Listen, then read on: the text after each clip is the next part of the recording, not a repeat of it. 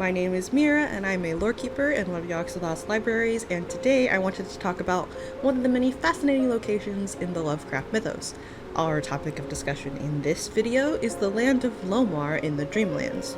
Lomar was once located in the waking world, but was overtaken by conquerors and the encroaching ice sheets, which lead most to believe it was located somewhere in the Arctic Circle around 28,000 years ago. A few of the Lomarians escaped into the Dreamlands, where they preserved their culture and knowledge, including the last copy of the Nakotic manuscripts. When Lomar was being invaded, one guard that was standing watch had a sleeping spell cast on him, and he slept for an unnatural length of time. In that deep slumber, he recreated the land of Lomar, of the waking world, perfectly in the Dreamlands, exactly as it stood before its destruction. When he woke, it must have been absolutely devastating to see what had become of his homeland. But the legacy of Lomar lives on in his recreation in the Dreamlands, at least. In the Dreamlands, to the farthest north, is the ancient land of Zobna, the ancestral homeland of the Lomarians. It has been overtaken by the ice sheets already, as the Lomarians fled south to Lomar. Between Lomar and Zobna are Mount Noton and Mount Kadath. Near Noton is the site of the Thapnan Watchtower, erected by the Lomarians to watch over the pass behind Mount Noton.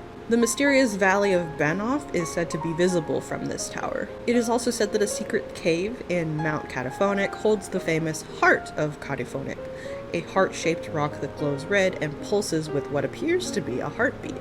Located on the plateau of Sarkia is the beautiful marble city of Olathoe. Due to its remote location, it receives very few travelers or visitors, but the few that do return from there claim that it is one of the loveliest places to ever exist. The people of Olathoe are supposedly the bravest of all Lomarians, due to their experience in battle against the Nofkes of the waking world. It appears to be the last major settlement of the Lomarians. Another city does lie on the plateau of Sarkia, Dikos. However, at the time of its recreation in the Dreamlands, it had already been destroyed by invaders. As such, it is already in ruins. Outside of Olathoe, the Lomarians have traveled to the four corners of the Dreamlands and have assimilated themselves into the cultures that they come across. Despite their eradication in the waking world, they live on and thrive in the Dreamlands. And yeah, that is pretty much it.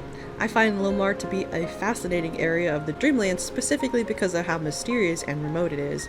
Not much is actually written about it, so it could be a lovely place for a creative person to fill in the blanks. For example, I personally imagine Olathoe to be a beautiful, giant marble city full of northern flowers of yellow and white. Think like Whiterun from Skyrim meets Greek classical maybe, I don't know. Anyway, as always, thank you so much for hanging out with me today, and I hope to see you next time here in the library.